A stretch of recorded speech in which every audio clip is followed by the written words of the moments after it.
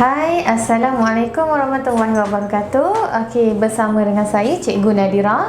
Okey, dalam video ni cikgu akan menceritakan tentang sains tingkatan 5 yang bertajuk Kepelbagaian Sebatian Karbon. Okey, terima kasih kepada semua yang sudi menonton video cikgu untuk kali ini lagi.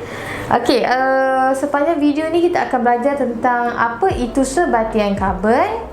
Kita akan belajar hidrokarbon, kita akan belajar tentang alkohol, kebaikan alkohol, kegunaan alkohol. Lepas tu apakah keburukan alkohol, dan last sekali macam mana menghasilkan alkohol itu sendiri. Okey, jadi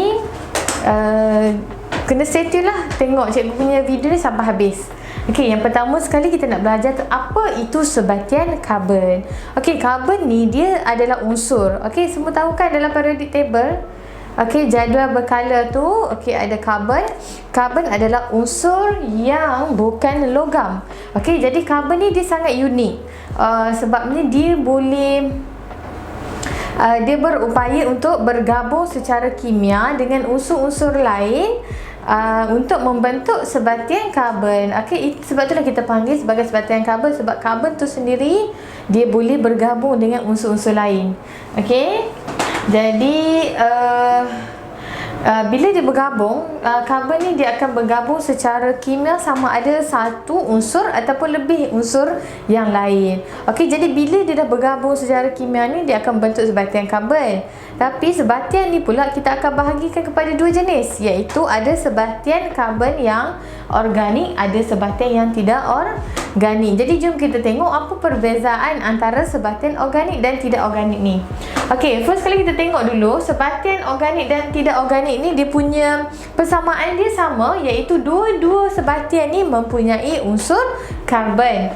Okey, perbezaan dia adalah kita tengok dulu sebatian organik. Perbezaan dia adalah organisma hidup. Dia berasal daripada organisma hidup. Okey, lepas tu dia punya sumber dia. Okey, dia boleh terbakar tak di udara dan membentuk karbon dioksida? Ya.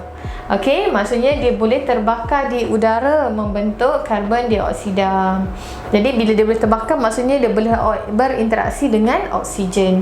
Okey, saiz molekul ataupun saiz sebatian tu besar. Okey, saiz molekul dia besar. Kelarutan dalam pelarut organik boleh larut. Okey, nama dia pun sebatian organik, mestilah dia boleh larut dalam pelarut organik. Contohnya adalah karbohidrat, protein, vitamin, sutera dan petrol. Okey, kalau kita tengok contoh-contoh ni memang berasal daripada haiwan dan juga tumbuhan. Okey, pergi kepada sini pula.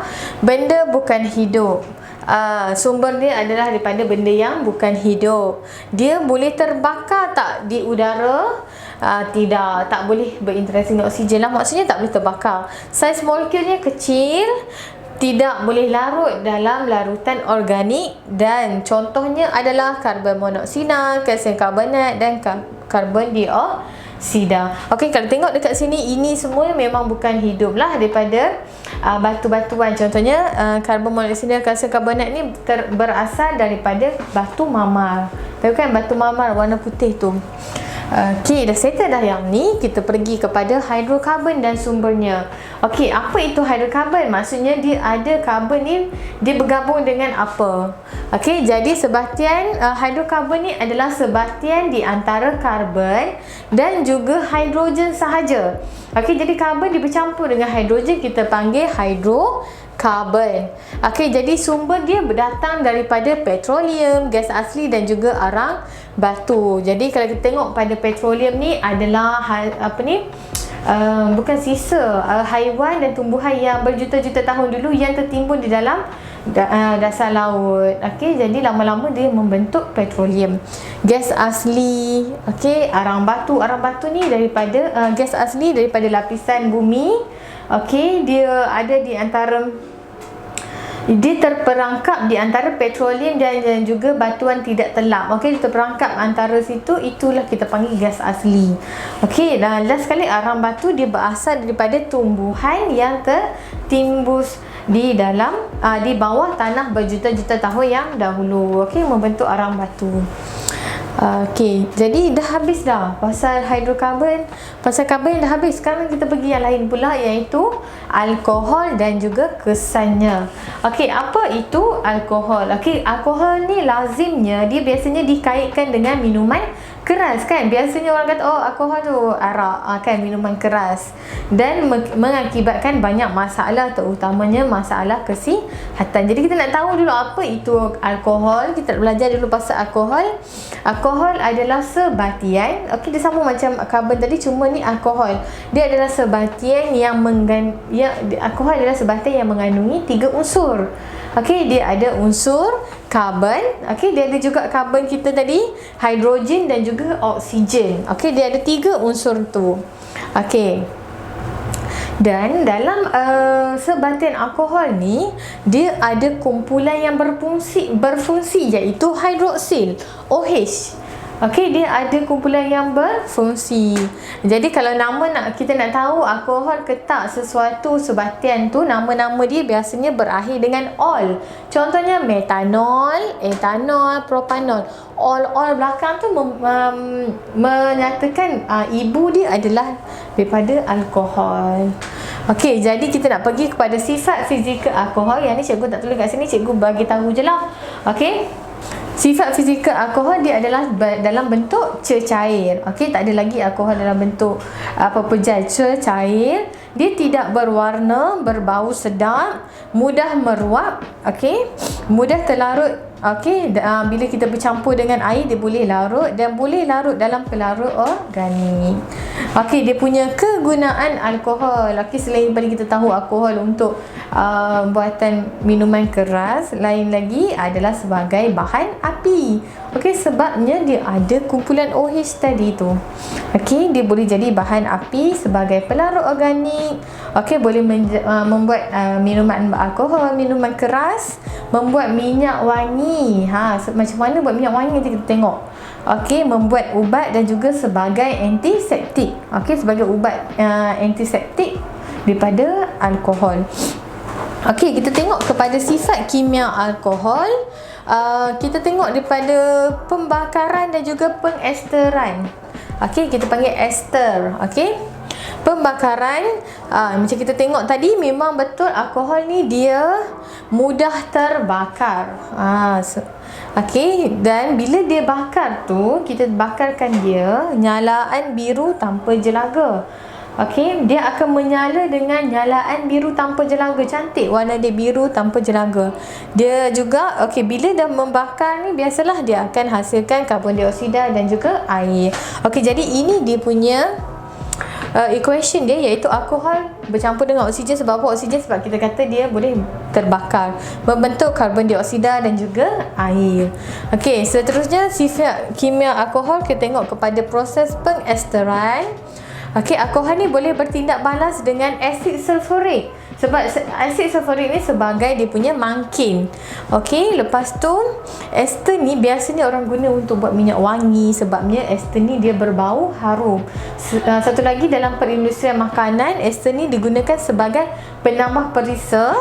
Dan juga kalau bahagian kosmetik pun boleh kita menghasilkan bahan kosmetik. Memang guna pengesteran. Okey, menggunakan proses pengesteran. Okey, jadi apa kesan buruk kepada alkohol ni? Kesan buruk alkohol adalah dia boleh merosakkan otak. Okey, macam kita tahu lah, biasanya ada notiskan minuman keras membahayakan kesihatan, merosakkan otak.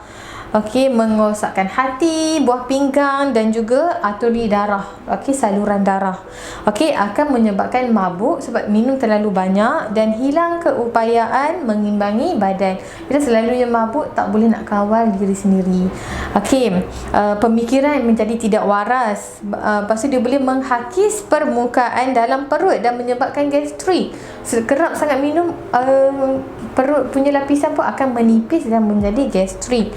Dan gerak balas yang lambat, dia akan lambat jadi gerak balas. Sebab itulah yang kita tengok ramai yang pemandu mabuk ni, bila bawa kereta yang kena mabuk, dia tak boleh nak berfikir secara waras. Lepas tu itulah menyebabkan kemalangan sebagainya. Okey, sebabnya dia punya tindak balas dia tu lambat. Okey. Okey, dan last kali jom kita masuk pula lepas ni masuk kepada proses penghasilan alkohol. Okey, seterusnya kita masuk kepada proses penghasilan alkohol. Okey, alkohol ni kita boleh hasilkan dengan menggunakan bahan makanan yang berkanji. Contohnya macam bijirin, beras, barley dan juga buah-buahan. Buah-buahan yang manis macam anggur, nenas, tebu, dan gula dan kanji ni yang terdapat dalam bahan makanan kita tadi, dia akan tukarkan alkohol dengan tindakan yeast. Okey, jadi bahan makanan ni dia akan ditukarkan kepada alkohol dengan tindakan yeast melalui proses penapaian. Okey, kita akan tengok kat sini ada dua proses penapaian glukosa dan juga penyulingan etanol. Okey, yang first kali untuk yang ni kita akan masukkan larutan glukosa dan yeast ke dalam kelalang ni. Lepas tu ini adalah tiub penghantar. Okey, mula-mula campuran ini dia akan bertindak balas. Okey, glukosa dan yeast ni akan bertindak balas untuk menghasilkan etanol dan karbon dioksida dan haba. Okey, tindak balas ini kita panggil sebagai penapaian glukosa. Okey, kenapa kita kena letakkan yeast ni? Sebab yeast ni dia adalah sebagai enzim. Okey, yeast ni dia bukan sebagai enzim, dia akan menghasilkan enzim zimase. Zimase ni sebagai pemangkin di mana dia akan membantu kita punya glukosa ni mengurai lebih cepat, okey, untuk menghasilkan etanol dan karbon dioksida. Okey, bila dah berlaku proses ni, okey, kita kenapa letak air kapur dekat sini? Okey, bila kita tengok air kapur ni menjadi keruh menandakan ada kehadiran karbon dioksida. Okey, seterusnya bila dah dapat yang tu, kita masukkan pula ke dalam ni. Okey, ambil etanol tadi, kita masukkan etanol dan air dalam ni. Okey, sebabnya yang kita dapat tadi bukan alkohol yang tulen lagi. Sekarang ni baru kita nak buat penyulingan etanol untuk menghasilkan alkohol yang tulen. Okey, jadi kita masukkan campuran etanol dan air dalam bekas. Kita panaskan dia. Masukkan serpihan porselin untuk memecahkan gelembung udara supaya dia tak menggelegak terlalu menjadi loncatan kat dalam ni, kelalang kun ni, kat dalam kelalang kita. Lepas tu etanol ni dia akan didih pada takap didih iaitu 78 darjah Celsius. Jadi kita kena letak termometer lah kat atas tu. Okey, jadi inilah proses penyulingan, iaitu air masuk, ada air keluar. Jadi yang ini adalah etanol yang betul-betul tulen yang keluarkan titis-titis kat dalam bikar kita ni. Okey, jadi kandungan etanol yang ni adalah 96% adalah etanol, dan air dalam etanol boleh diserap menggunakan kapur tohor ataupun kuprum sulfat kontong. Jadi walaupun kat dalam ni ada lagi air-air, kita boleh masukkan kuprum sulfat kontong ataupun kapur tohor untuk menyerap air dalam etanol kita tadi. Okey, jadi inilah prosesnya. Okey, so ini sajalah untuk proses penghasilan alkohol. Okey, jadi dah habis dah tajuk kita yang ni. Next video cikgu akan terangkan pasal lemak tepu dan tak tepu. Okey, masih lagi di dalam tajuk sebatian karbon. Okey, terima kasih semua yang sudi menonton video cikgu sampailah habis. Okey, jangan lupa untuk subscribe channel YouTube Pusat Tuition Malaya dan juga eTuition. Okey, like dia orang punya website juga. Okey, terima kasih semua. Okey, stay safe dan jangan lupa ulang kaji. Bye.